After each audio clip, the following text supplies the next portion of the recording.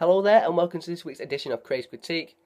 The newly released cinema film I'm reviewing this week is the new film from Neill Blomkamp, Chappie. Neill Blomkamp, of course, we know from his previous films, his debut, District 9, which I thought was fabulous, and his follow-up, Elysium, which starred Matt Damon, which it's fair to say, in my opinion, I was very disappointed with, and unfortunately, I don't say this very often, but I was bored watching it. So he offered up such a good debut, followed it up with what, in my opinion, was such a tepid follow-up. So I'm very interested in knowing what he could do with his next film, having shown such promise, and then sort of gone back a bit. And also with the news, the very, very recent news regarding the fact that he will be involved and directing the new film in the Alien franchise. And given my interest in said franchise, see the posters behind Aliens and Alien. Yep. I was had an extra ingredient of interest for me to see what he could do. So, where should we start? We'll start with the main players. Dev Patel in this film is an inventor. He has invented a line of robots that are called the Scouts. They work in unison with the police. They're effectively a police force, and they fight crime, obviously, alongside the police in South Africa, Johannesburg. They do a fantastic job. What Dev Patel wants to do also, having created this line of highly successful robots, he wants to actually create a robot that can actually think for itself and create, and so on and so forth. So he goes to his boss, who's played by Sigourney Weaver in this film, and says, I've got this program that I have perfected, and I would like to try it out on one of my robots. Unfortunately, she sees no need at all for this, and totally disregards his opinions, and effectively throws the idea out. So he effectively goes off and tries to do it by himself. What is currently also going on at the same time is Hugh Jackman is in this film. He's one of his colleagues, a fellow inventor, who has created his own line of robots. Well, I say robots. We only ever see one of them, but one is enough of them. If you ever see it, it's called the Moose. And if you've ever seen the film RoboCop, original or remake, I believe it's in the remake. I'm not sure, but if you've ever seen the original RoboCop, it is highly reminiscent of the Ed 209 model. Big old bulky, weapons happy,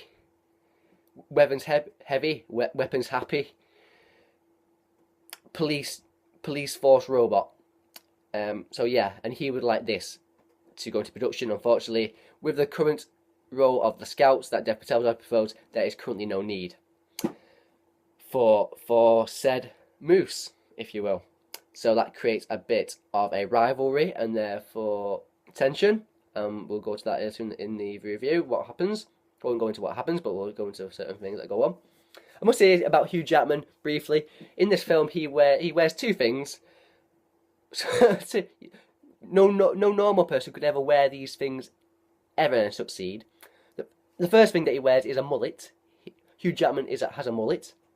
And the second thing is he wears, well, I say short shorts, he just wears shorts.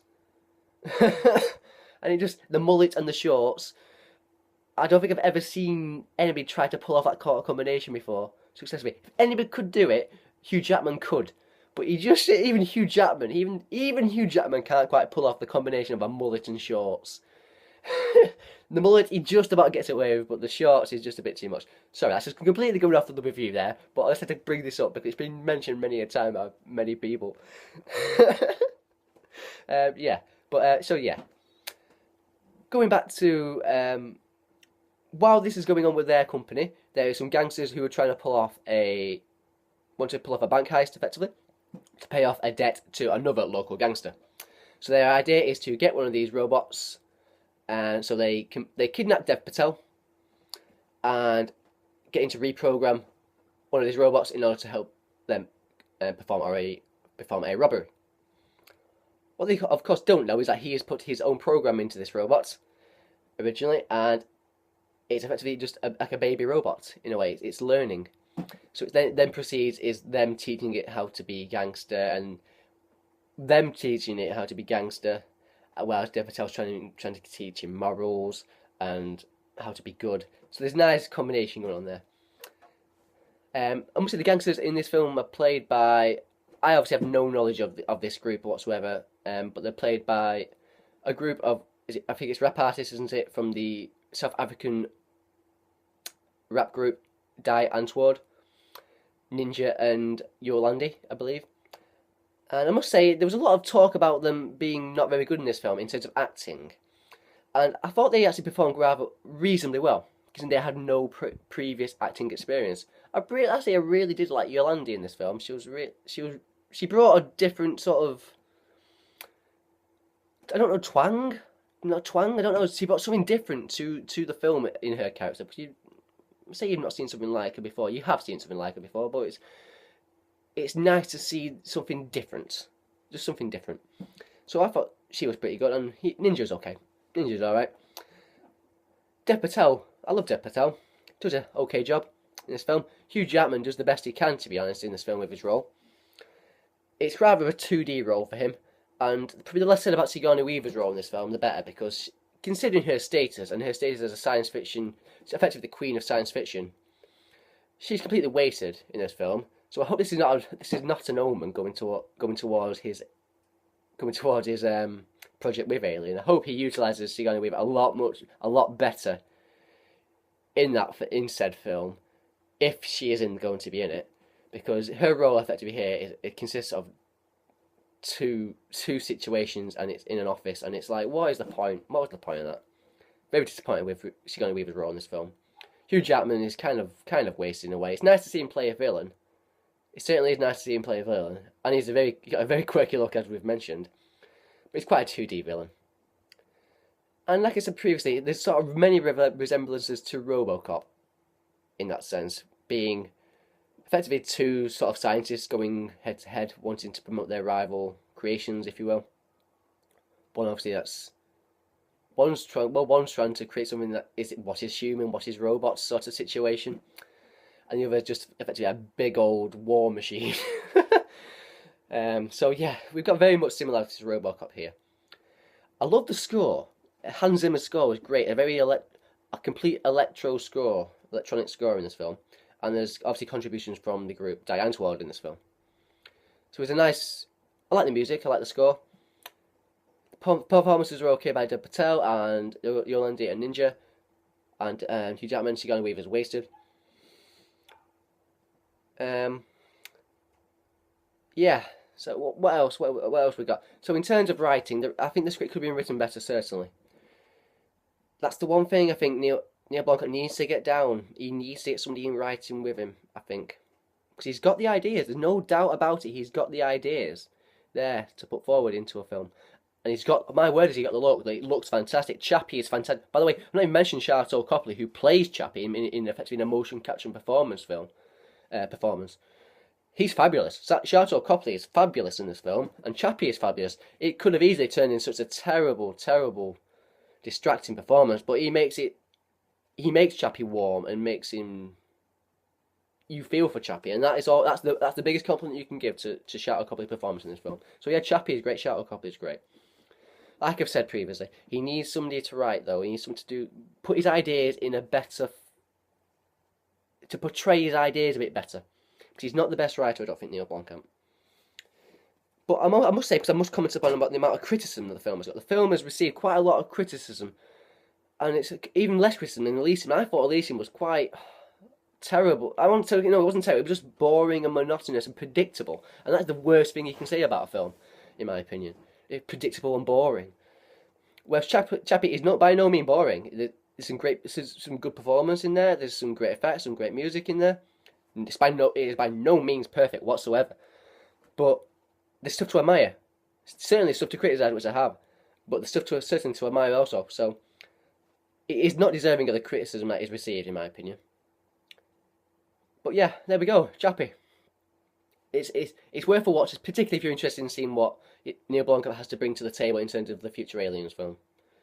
So yeah, give Chappie a watch. It's pretty all right. It's not amazing. It's not terrible.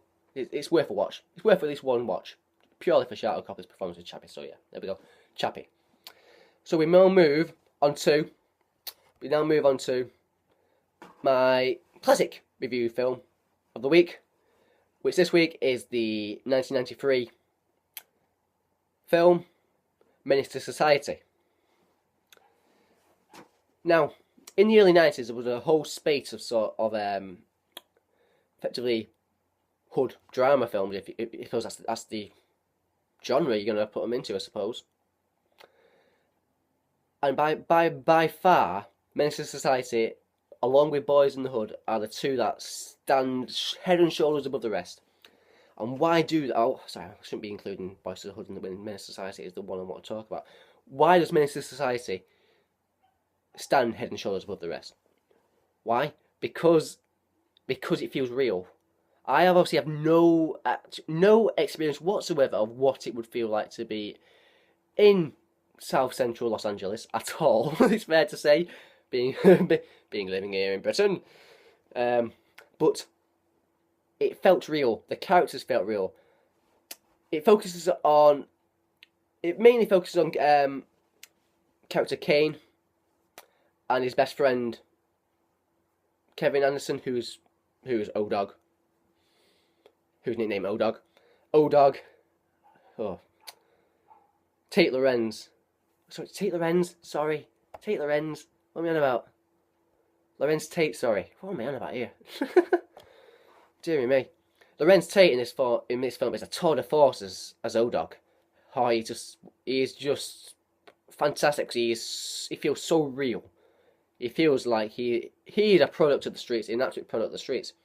And Kane is the kid effectively trying to escape the life of crime and the hood in this film. And their performances are so real as friends, as even though they are friends, there's the stuff there that you know is wrong, effectively. There's some great pop-up performances in this film, without a doubt. But they are not the main thing about the film. Charles S. Dutton probably has the best pop-up performance as a father of one of the kids. Samuel Jackson, very briefly, is in the film. And Bill Duke has a very brief moment as a cop. Sorry. But it's mainly about the kids in this film.